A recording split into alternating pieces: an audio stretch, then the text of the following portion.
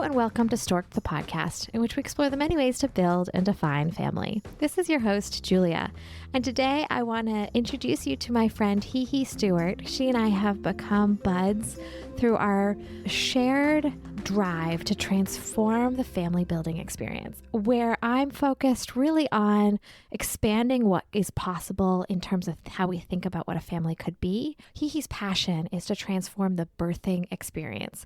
And so she works with pregnant, birthing, and postpartum people.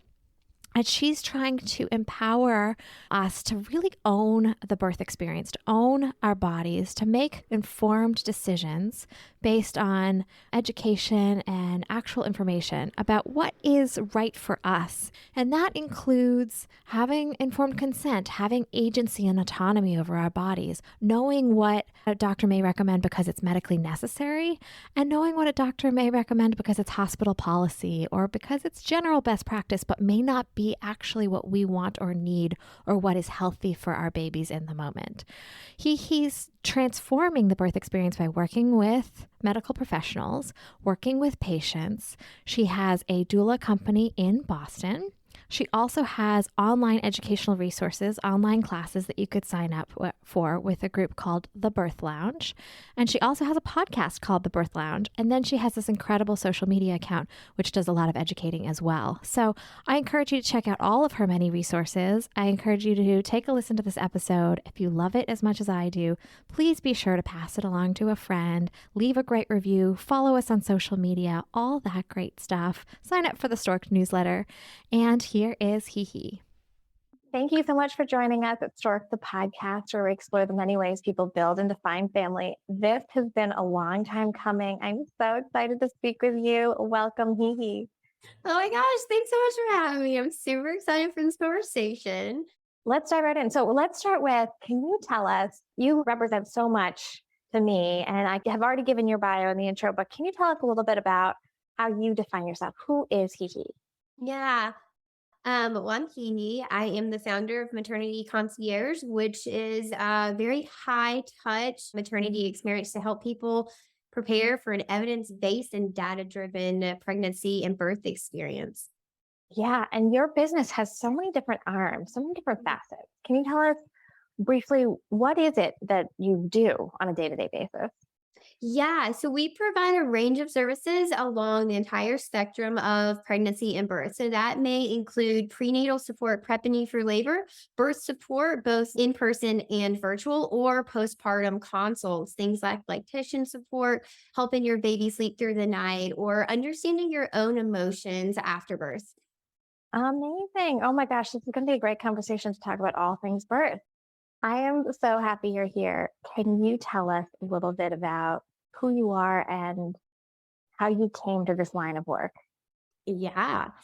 So way back when I was in college, I started working with children on the autism spectrum, and I loved that parenting piece, that piece of being able to teach parents how to read their children, understand their children, interact with their children, just kind of understand your child as an individual human being. That it was fantastic to be able to see families really grow. And then I went to grad school and I started working in an infant classroom, and I was the grad assistant. I really fell in love again with that infant parenting piece, the piece where I got to teach parents, your baby is, be gentle with them, but they're not fragile. Your baby is smart. Learn what they are saying. Your baby is communicating. Let's pay attention to their cues.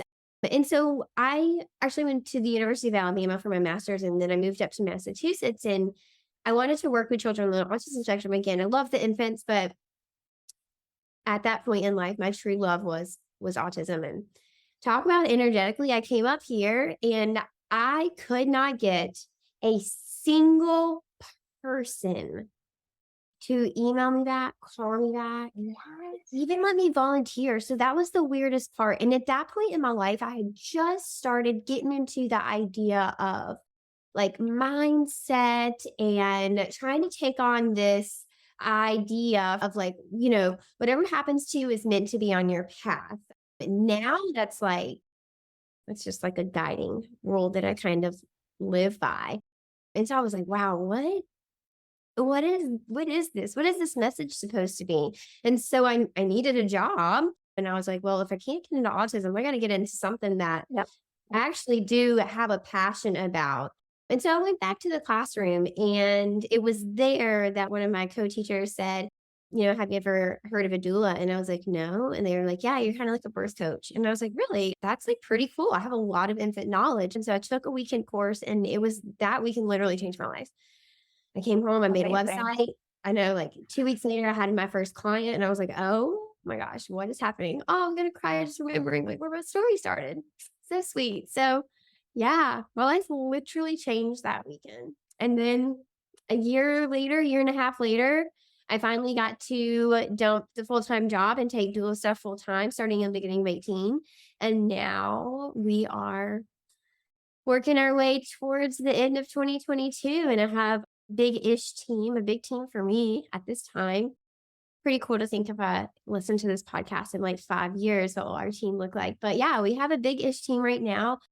We have about 10 people on the team, and we get to serve anywhere from like 120 to 150 families each year in person, and then hundreds online. And it's fantastic to see how energetically all those puzzle pieces lined up. Like, I needed to have that master's in human development and family studies to be able to understand the birthing process. And then I needed to have that advocacy piece of working in the public school systems with children on the spectrum to help teach parents how to advocate. How in the school system, parents don't have all of the rights that you have in the hospital. Like, you don't have the final say always in the school system. Where in the hospital, you do. Consent is, that's kind of like the bottom line in the hospital. And so it is just this weird. It's weird to just think about how I bounced around for every single thing that I needed to be at this point. I think about that a lot. I am such a believer in that. I am such a believer that these little signs, whether they're from the universe or they're the things that you choose to pay attention to in your life, direct you to exactly where you need to be.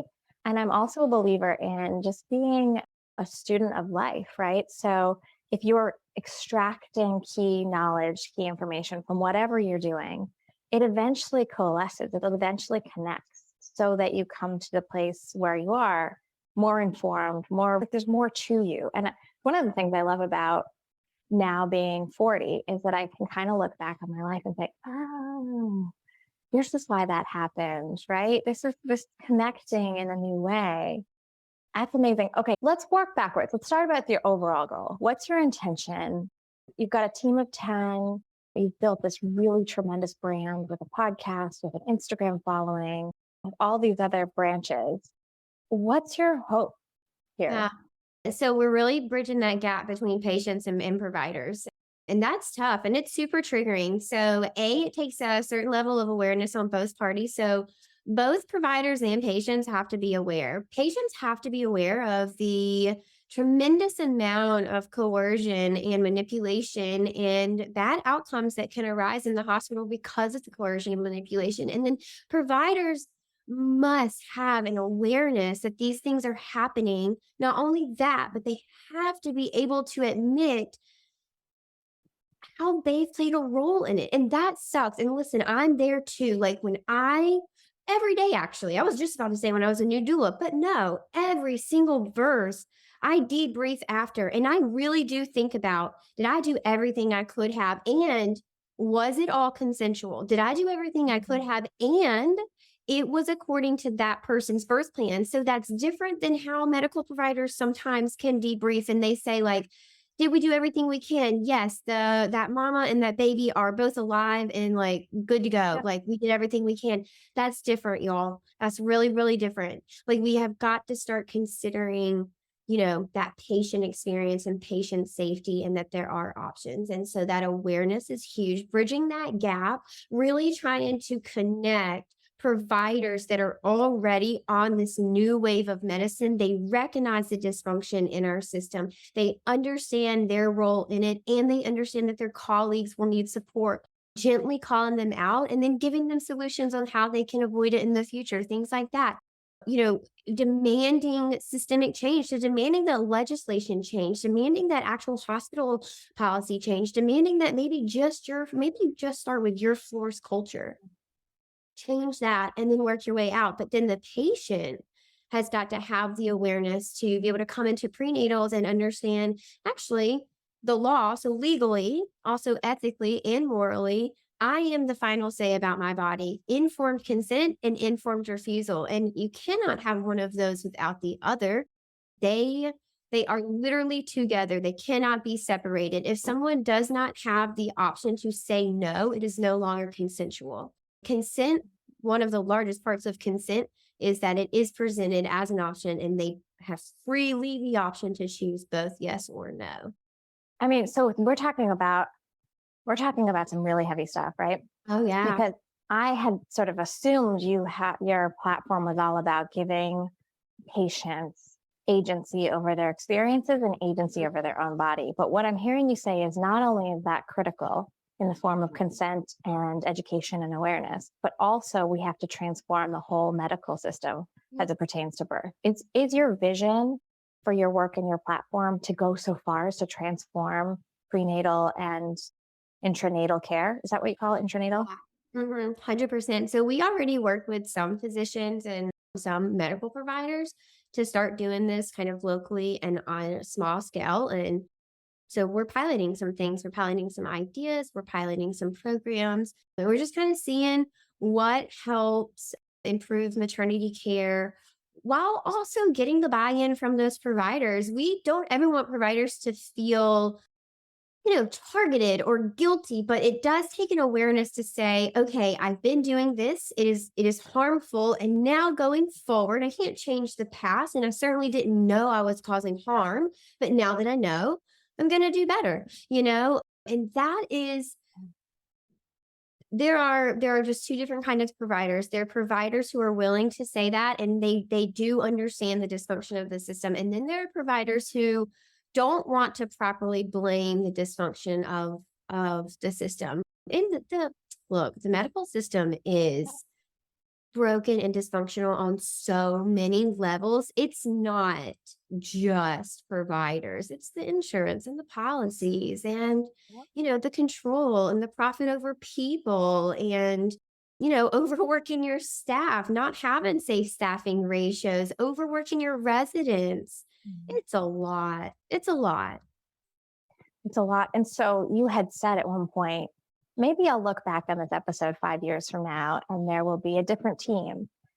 What do you hope to have achieved with regard to either patient care or the provider transformation you just described in the next 5 years? Like if you were to listen to this podcast and say, oh my gosh, we've come so far, we are now here.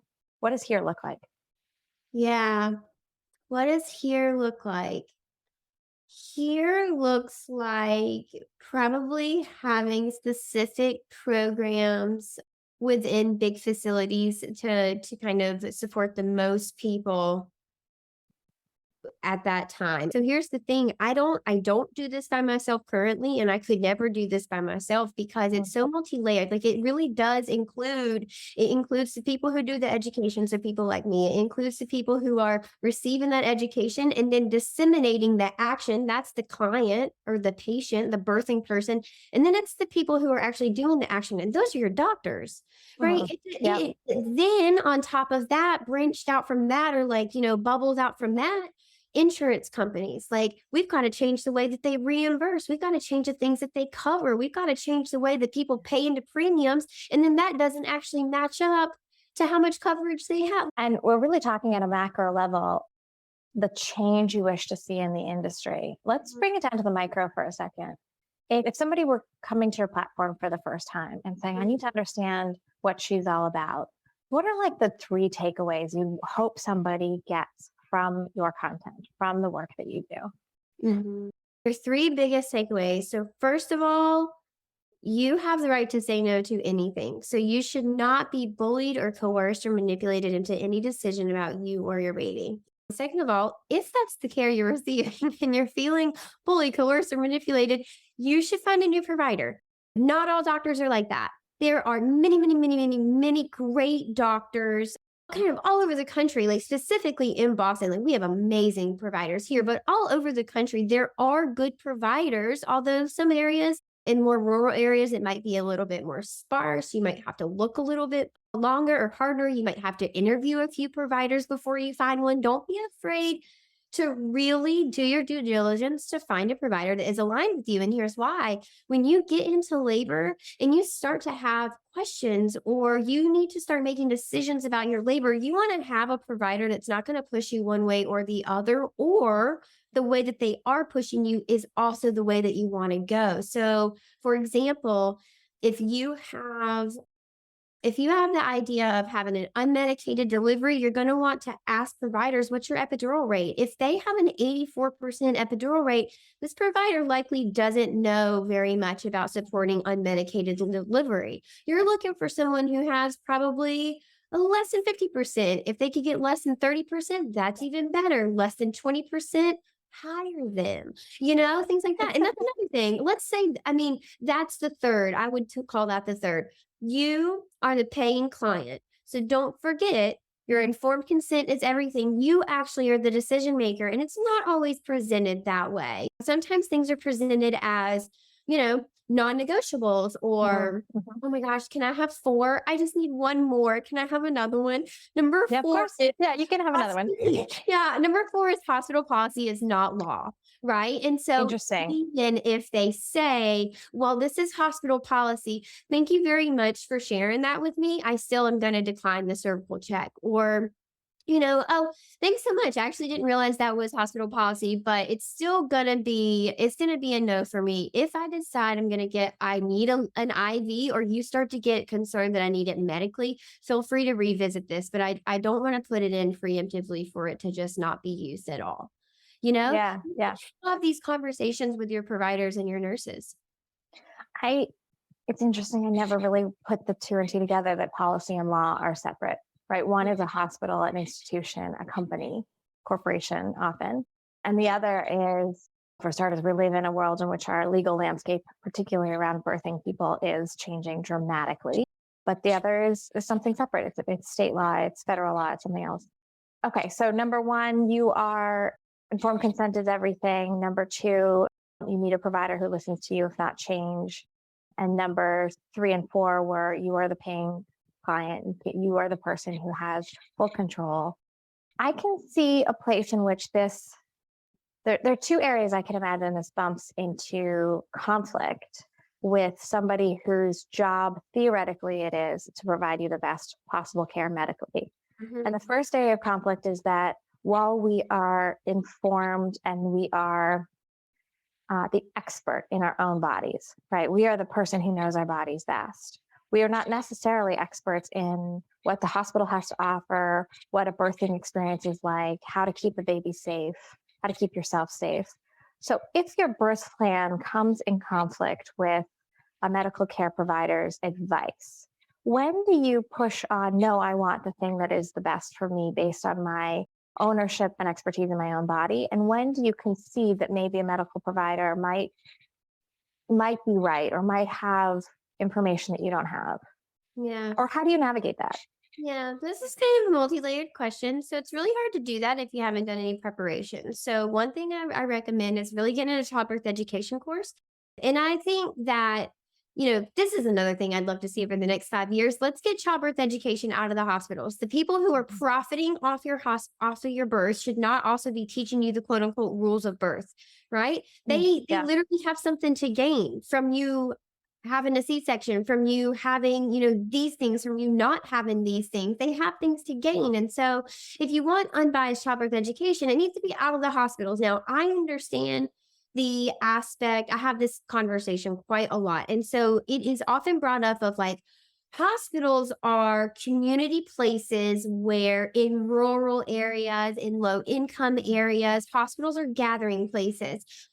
I think that is not true as much as it used to be when cities didn't have all these resources, and even, more rural cities. So listen, I'm from Mississippi. I know what growing up with rural is like. I know what it's like to not have a gas station for 30 minutes from your house, right? So like, I get the rural aspect and I get the city aspect now that I live in Boston.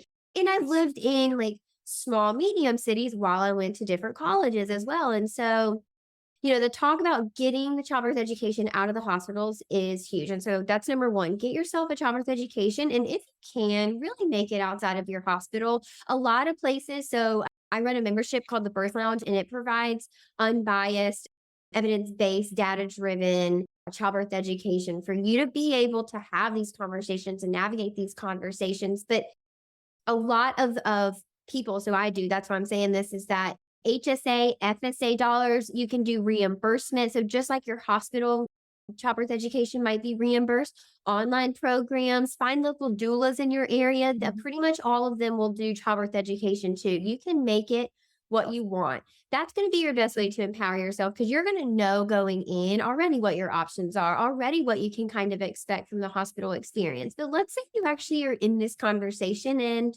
let's actually say you didn't do any of the preparation. So you're coming up with you're in the thick of it. Like you're in the thick of it. You want one thing, your doctor's recommending something else. What do you do in that moment? Cool. So my first questions are always, and they come together, they're always my first question. Am I okay? Yeah, absolutely. Is my baby okay? Yep. Looking great. Okay, then why are we doing this? Well, we are wanting to add Pitocin because we just want to speed up your labor. And maybe you say, like, I don't want to speed up labor. My instinct is telling me I do not want to, like, these contractions are pretty much what I can handle. And also, I'm afraid if you give me Pitocin, I'm now going to get an epidural, and I really don't want that, or at least I don't want it right now. Maybe I change my mind later, but right now I don't want it. And your doctor's like, well, it's hospital policy. If you haven't made any progress in like 4 hours, we really need to speed things up. That's a policy. Like, thank you so much for informing me. I still am declining. Like, I just asked you if I was safe and my baby is safe, and you said yes. We have no reason to speed it up. Now, let's talk about something. Okay, we'll send the line of Pitocin. So after birth, it is standard hospital policy to give a dose of Pitocin after birth. Sometimes this is consented to, and sometimes it is given without consent. And so people have started to take awareness of this. And you have another option that's called expectant management, where you actually wait and see if your body needs the Pitocin. And why might you need the Pitocin? Is it to get the placenta out? Is it to heal and contract the uterus so that, everything's healing? What's the purpose of that point of Pitocin? Yeah, great question. So after birth, after your baby is expelled and the cord is cut, your placenta will start to detach from your uterus. And at that point, your brain is going to send a ton of oxytocin down to the uterus to shrink it, to make it act, and to make it smaller. It should be like kind of rock hard. If you have what's called a boggy uterus, it's soft to the touch, it's squishy, it's not really hardening down. Now we're starting to be concerned with like uterine exhaustion or uterine atony or even postpartum hemorrhage. And so, you can wait and see if that natural boost of oxytocin from your brain will do it. Most people will. Obviously, there are a couple risk factors. If you have a previous postpartum hemorrhage, if you have a big baby, if you have a super long labor, if you have a lot of hours with either an epidural or Pitocin, like there's a couple things that might increase your risk, but even still, you could wait and see if your body needed that Pitocin. So that is often a place where we see providers and patients split. People typically want to wait and see if their body is going to do it. Providers almost always want to go ahead and give that preemptive dose of Pitocin. And they often quote like, just in case, or, we wouldn't want you to bleed out or something like that. Things like that are just not appropriate to say. If your client is asking about, what are the benefits, you can say what's preemptive, but we give it to everybody, and it's to prevent postpartum hemorrhage. Pretty much if we give that to you, the risks are almost like minuscule. And so we don't have to worry about it. And if they say, oh, what are the risks? You say, whatever the risks are. Doctors have different things. And the research is kind of hazy around what are the risks of just that Pitocin postpartum.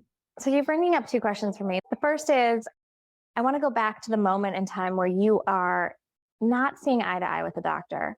How do you advise clients or people that you work with one-on-one that you're coaching, if the doctor is saying you're not safe or the baby's not safe, and they're having a hard time letting go of a birth plan? If I'm having a hard time letting go of the way I envisioned my birth to be, What do you do in that moment as somebody who's a guide, a support, a resource?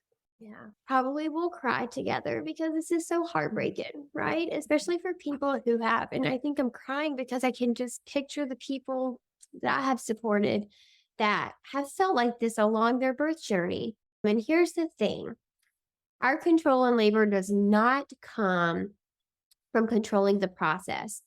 Our control in labor comes from controlling our responses to what happens. So, nature, biology, your baby, those are the things that are in charge of labor. And then, if we've added any sort of medication, misoprostol, Cytotec, any sort of pain relief, Dilaudid, Nuvain, Stadol, an epidural, any sort of, uterine tonic, so Oxytocin, those things are also going to play a role. Our job is not to control what happens in your labor. Our job is to control how we respond. Now, in your responses, you're obviously nudging along and guiding your birth in the direction that you want it to go. But some things are going to impact this. So, inductions, those are kind of tricky, whether they're elective or they're medical, because we're essentially asking your body to do something it's not shown us that it's ready to do. Sometimes it's elective, sometimes it's medically necessary. And so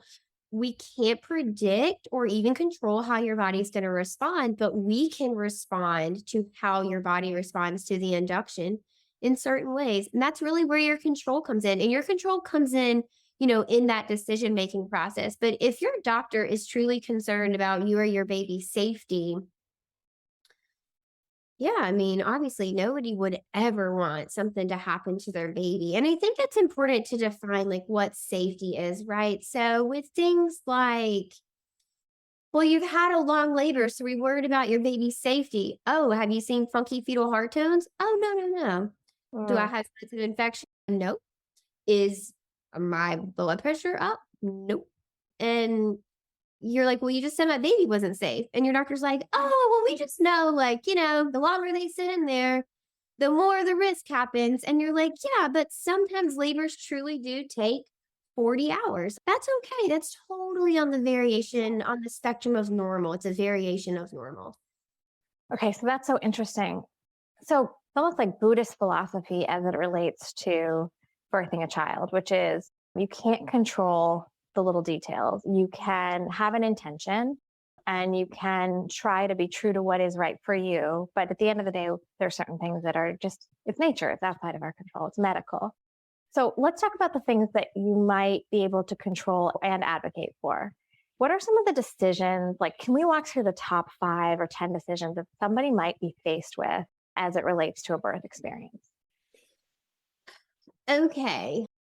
So I have a list of 175 decisions that will be made. Whoa. I said 10 and you went to 175. Okay. I will give you guys the download for that. Yeah. And that way everybody has a list of just things to consider. But your top 5 things, number 1, induction. Okay. Do you want one? Do you not want one? Do you have boundaries about when you'll want one? Like, I don't want one until I get to 41 weeks. Or maybe you're like, I don't want one at all. I know that it's safe to go to 42 weeks. I know that it's safe to go to 43 weeks. My mom went to 44 weeks with all 5 of me and my brothers and sisters, right? Everybody's going to have their own individual considerations. Also, let's asterisk this, that risk is relative. So what you consider risk, Julia, I may not consider a risk. Or what you may think 7% is entirely too high of a risk for you to take, and you're not even willing to risk it, where I'm like 7, that's literally nothing. I'll definitely take those odds. Mm-hmm. Everybody has their own perception of risk. And so just keep really that important. in mind. Yeah. Totally important to keep in mind. So number 1, induction. Do you want one? Do you not want one? What boundaries are you going to set around it? Number 2, pain relief. So you have got different options. And this is something that I teach in the Birth Lounge and we talk about a lot. You've got a hierarchy of pain medication. A lot of people think it is either epidural or go unmedicated, and it's not. You have the gas, nitrous oxide, which I've talked about. You have the IV injectables, I named those earlier. you've got a lot of options. However, this is going to change based on where you give birth. So one of the things you want to talk about in your prenatal is, what pain relief options do I have as far as medicine goes? And I think that leads me to number 3, finding a hospital that aligns with you. So a couple questions you're going to want to ask, we already touched on one, is what's your epidural rate? How about what's your C-section rate? How about what's your episiotomy rate? How about what's your induction rate? You got a lot of questions that you need to know. If they're inducing, 73% of their people, what are the chances you're that 1 in 4 that they don't induce? It can be 100% because, well, I guess that's my number 4 is you get to make the final decision. It's like, you don't have to show up for anything that doesn't feel aligned to you. So if you don't want to have that induction at 39 weeks, don't have it. If you don't want to have Pitocin and there's no reason to have Pitocin, don't have it. If you absolutely do not want to birth on your back, I promise you, your doctor will accommodate you, right? Or to be completely honest, they shouldn't be on an L&D floor. If the only way that you can deliver a baby is on a back, you are not a skilled enough provider to be on an L&D unit. You just aren't. I'm sorry. Babies come in all sorts of ways. Things happen. If being on the back with a direct site is the only way you can catch a baby, we should really, really, really revisit maybe some training and just fill in those gaps.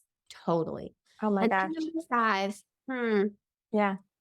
Number 5 would probably, I know I keep saying this, but policy is not law, because you're going to run into the place where they say, well, it's hospital policy. Oh my gosh, I keep doing this, but I have one more. Know about common interventions. So things like amniotomy, but things like not letting you out of the bed, know about labor positions, know about birth balls, know about some things that can either hinder the process or help the process, right? Oh my goodness. So for starters, that's a lot of education one has to have. A lot of the terms, they can be confusing. There's a lot of information out there. There's a lot of misinformation out there. And secondly, it seems to me like there's this tremendous amount of deciding what is true for you as a patient before you even walk into the hospital. I imagine that some of that decision making, and I had to do it myself, so I imagine it and I've experienced it, but some of that decision making is based on data, and some of it is based on like a gut sense for, these are my values, this is who I am as a person. When you're working one-on-one with a client, how do you guide them to that sense of knowing, this is what I want? How do you help them uncover the birth experience that they hope to have? Yeah. Well, one of the ways is I highly encourage them to not shy away from those uncomfortable feelings. So don't run from them, right? Birth is scary because we don't know about it. Birth is scary because nobody talks about it. Birth is scary because the only births people do talk about are trauma stories. Birth is scary because movies and songs and commercials have scared us silly by portraying it in a way that it sometimes can go, I guess. I've never seen a really dramatic birth like that where things were just like crazy like they are in the movies. And I think media has done a really great job of kind of infiltrating people's brains and making them super scared about a very natural and normal process for the majority of the population. And so, yes, but I'm just going to push on that one a little bit. Yes, birth does not have to be scary, but there is an element of trauma to birth. And in the US, we have the highest infant and maternal mortality rates of any developing country. So just by nature of the broken system, which you have articulated previously, our wives, mothers, parents, whomever is birthing are more at risk of significant trauma and or loss of life than they would be elsewhere. So isn't that scary? Yeah, of course it's scary. They're also more at risk now in 2022 than our mothers were, than our grandmothers were. Like, make that make sense. How's that work? That time is progressing and medicine is regressing. Like, it just doesn't make sense. And so that's kind of the thing is I refuse to accept the answer of like, well, it just kind of is what it is. Well, it's not what it is. It's not. The way we've been doing it isn't how it's going to keep on being done. It just can't be. I mean, we're going to eventually not have any any women left. And it's not like we're kind of hovering at that 33% mark of C-section rates. We're actually climbing. We're not actually hovering around our maternal mortality rate. All of our stats are just not doing so hot right now. And so it's really hard. Yeah, of course it's scary, but I think I'm talking about, so, okay, let's dive into this. Can we talk about that fear? Absolutely. Yeah. Yes, I think there's a fear. I think there's a couple different fears that may come up, but the fears that I really encourage you to think about are the fears of the birth process. So first of all, you're scared of the birth process because you don't know about it, right? And you're scared of the unknown. You've never done this before. Educate yourself on what's going to happen. That way, when it does happen, you're like, oh, I remember this. This is early labor. Oh, I remember this. This is my mucus plug. Oh, I remember what it means when my water breaks. Here are the things I need to think about. Here are my next action steps. Like, you can know about that unknown, and that does give you so much control. And then there's fear of the system, and you need to find someone who can help step you through that, right? And maybe that's the birth lounge. Maybe it's hiring a doula. Maybe it's hiring a virtual doula who gives you birth prep beforehand, one-to-one birth prep beforehand, where you talk through all of these things. Maybe you have a patient advocate that you hire or maybe it's your therapist that after every single prenatal, you debrief what happened and talk about what you could do a bit better and what questions did you still have that they left unanswered that you need to talk about next time, right? And even, sometimes through this navigation, we're going to find like, dang, I think I'm really unaligned with this provider. I think I've got to change. And that sometimes is a really tough pill to swallow. I also want to talk about that trauma, that inherent birth trauma. So here's the thing. Yes, there will always be a percent of trauma that happens with birth, but it's not like every single person. I'm talking about, think of 100% of births. Let's say 1 to 2% are going to experience birth trauma. It's not like 100% of people are experiencing 1 to 2% of trauma. Some people are walking away with no trauma. Ideally, 98% to 99% are walking away with no trauma. That 1 to 2% is going to be usually some sort of catastrophic thing that could not have been prevented either way. What we are currently seeing, we are currently seeing a huge number, estimated 35 to 70% of births walk away from trauma, depending on what studies you look at and, who did the research, things like that. These astronomical birth trauma rates are actually being caused by things that are done in the hospital. And so they're actually iatrogenic. They are patients walking away feeling silenced, feeling bullied, feeling coerced, feeling as if, their requests were denied and something bad happened, feeling as if the whole time they were in labor, their doctor did nothing but practice defensive medicine and it caused a bad outcome, things like that. Oh, it's so interesting the way you just broke those two things out, right? So you're breaking out something that goes terribly wrong and that there is no preventing trauma like that. And we're not talking about that today, although we have in the podcast, but the trauma that is preventable based on the experience that you have, based on the way in which you as a consumer of the medical profession, as a patient, are misaligned or not connecting with your provider. All the things that you just talked about, that preventable trauma, that's interesting because they get lumped as the same thing, but they're not necessarily the same thing. The fact that my birth plan wasn't adhered to and I wasn't listened to and I felt that I didn't get to consent to things it's important and it's critical trauma and we need to prevent that. We need to address that. And it's different from catastrophic loss. Totally. I mean, so here I grew up on a farm, so I've had the pleasure of watching many animals give birth and like different species give birth, right? And the amount of trauma that they walk away with is none. And I do understand. I know there's always that one person that's like, obviously animals and humans are different. Obviously, I get that. But if we go back to what nature has designed and take out our thinking brain, which essentially you're supposed to do anyway, if you really believe in birth and you trust that birth process, you're turning off that thinking brain and turning on that labor brain and you are in it. You're riding those contractions. You are doing the thing and you're not making decisions kind of coherently, right? And we just let you go. Your body knows how to do this the same way that animals do. When I look at other countries as well, we see the same thing. The countries that have good birth stats, they primarily have midwifery care. They have very low rates of intervention. They have OBGYNs only on medically necessary cases. They have very low C-section rates.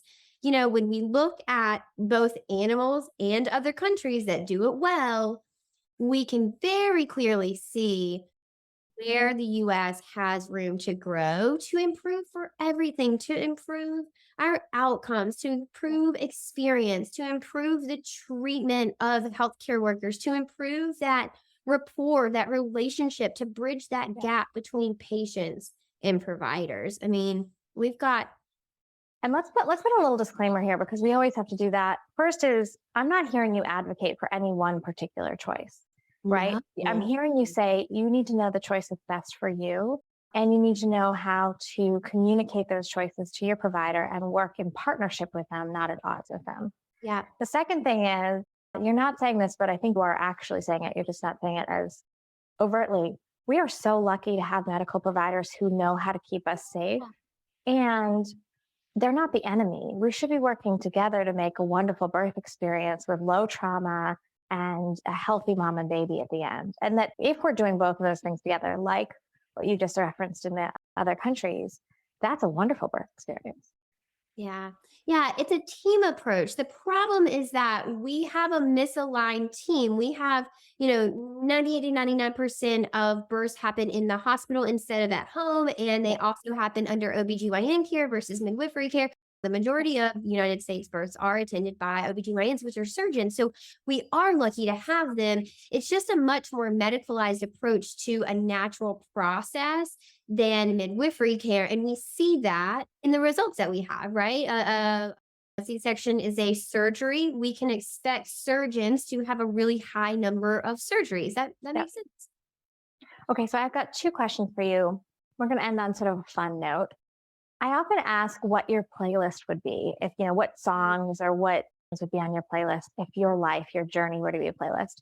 I think I'm going to amend that to be, yes, you can answer that question if you'd like, or if you prefer, what do you like to jam out to when you're in the delivery room? In the delivery room. So in the delivery room, we actually don't jam out. It's a lot of like ocean sounds, white noise, like creeks and rivers in the background, like, a bubbling brook. Maybe it's nature sounds. So it could be like crickets and birds squawking or rainfall, anything like that. If it's something grounding, but I can tell you what I jam out to on the way. So it's a playlist that I call Superwoman, and it's got Gaga on there, and it's got Beyonce on there. It's got J-Lo, some old school J-Lo. Some songs from college that just like take you back and amp you up to. Got some good country songs. I'm a big Reba fan, so obviously Fancy made it on the list.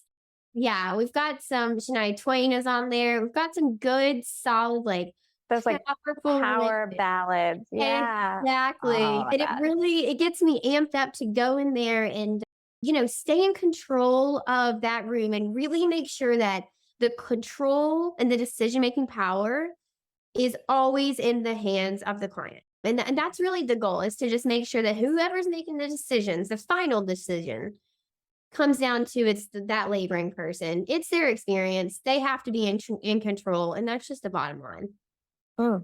Gosh, that sounds like a fun walk to work. All right. So last question. This one you've heard me ask on other podcasts, but you get to see families get created or families get expanded. And so based on all of your wisdom, all of the work that you've seen, how do you define family? What does it mean for you? Yeah, family is whatever you make it. I don't actually believe that's a term that we can define on like a broad spectrum. It could be people who are biologically related to you, people who are not, people you choose, people you don't necessarily choose, but you love them anyway. Family is really what you make it. And families come together in so many different ways. Like I say, you can't really define it for anyone but yourself. I love that. So Where can we find you? We're ready to get educated. We're pumped. We've got the super ballads playing, and we want to know all about the birth experience and or reach out with questions. How do I do that? Yeah, absolutely. So a couple free ways you can listen to the Birth Lounge podcast, or you can join us on TikTok or Instagram. We're at Tranquility by HeHe. A couple paid ways you can download our app. It's $5. It's the Birth Lounge app. Every week you get new information to help you have an evidence-based and data-driven birth. You can join our membership. It is online. It's a monthly membership. You get to hang out with other pregnant people and also learn how to advocate for yourself in the hospital system while also learning childbirth education that, again, is evidence-based and data-driven. Or you can sign up for one-on-one services. We have local to the New England area. We have travel services, both inside and outside of the U.S., and then we have virtual services. So you're toying around the idea of maybe not having another human in the room, but you still want an advocate and you want to have some of that pre-labor prep. Virtual services with our team is ideal. So yeah, lots of ways to connect. Oh, that's awesome. And I didn't mention this earlier, but I did use a doula, and I found that the most invaluable component of it was all the education and prep in advance going in. Yeah, just feeling like I knew what was happening. But I love that you're providing so many different ways to access education virtually, one-on-one, through a podcast, through a membership portal, through the paid subscription. So thank you so much for participating today and for sharing all these offerings. Thanks for having me. I love hanging out with you guys. Thank you for listening to Stork'd with your host, Julia Carroll. This podcast is changing the conversation around the ways people define and create family. If you like what you hear, please support us by sharing with friends and following on Instagram at Stork'd_podcast. We also always appreciate it when you rate and review us wherever you listen to your favorite podcasts. For more information, visit storkedpodcast.com to sign up for our newsletter. That's STORKD podcast.com.